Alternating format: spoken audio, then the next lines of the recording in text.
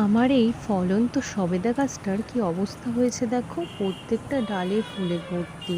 Fungus লেগে কি বাজে অবস্থা হয়ে গেছে, দেখে এতটা খারাপ লাগছিল।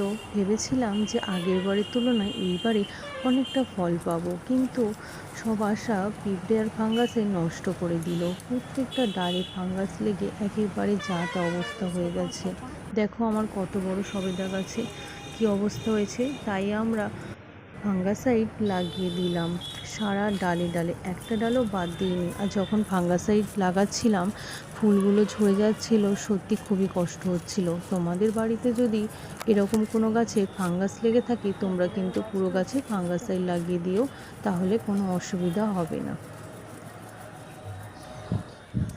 আবার নতুন কোনো ভিডিও নিয়ে চলে আসবো, দেখা হবে পরের ভিডিওতে আবার নতুন কোনো ইনফরমেশান নিয়ে। দেখি আমার গাছটা আগের মতো ঠিক হয় কি না।